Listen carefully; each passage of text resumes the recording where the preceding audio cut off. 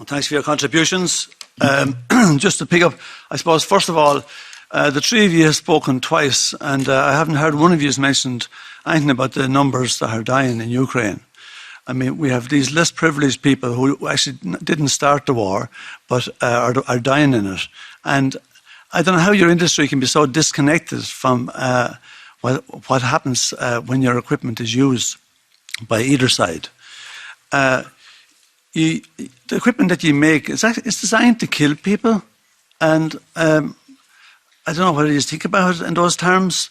Back in 1960, Eisenhower, when he was leaving the US presidency, he warned America about the developing entity which he described as the military-industrial complex. I think it was the first time the term was used. And this idea that, oh, if you make the stuff, well, you don't necessarily have to use it. Well, that's not actually the way it works, right? If you make it, there's pressure to use it.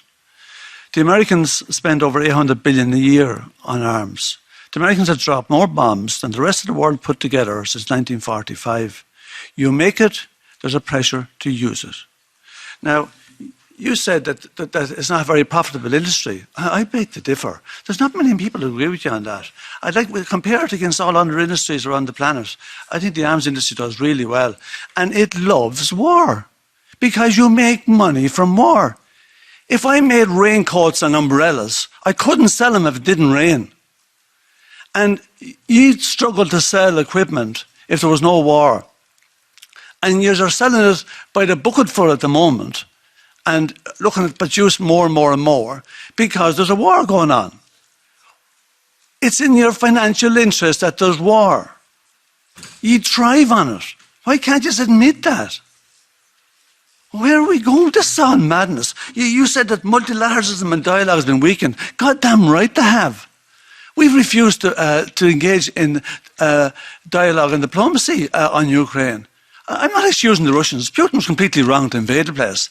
But we could have tried to stop it, however. We've actually, in April 2022, we stopped peace breaking out. There's too many people, too many elites wanting the war to continue, and you're part of it.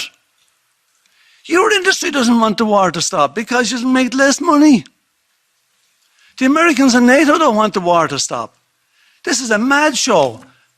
And there's, as my colleague said, we have a housing crisis in most countries in Europe.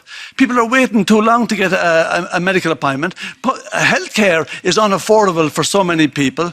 Social services are getting weaker, and we can't spend enough money on military, and we don't give a damn about the hundreds of thousands dying in Ukraine?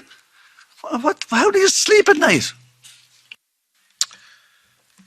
Mike, our committee's title is Security and Defense, not a war committee. It's not a war committee. We're not making wars. I mean, we're not initiating. I mean, we're not bringing people one against another. And look at the President Zelensky. Does he want a war? I don't grab it. I mean, once he taking a floor and speaking on behalf of his people. But it's a serious issue. Like, share, and subscribe, and let us know your thoughts in the comments. We'd love to hear from you.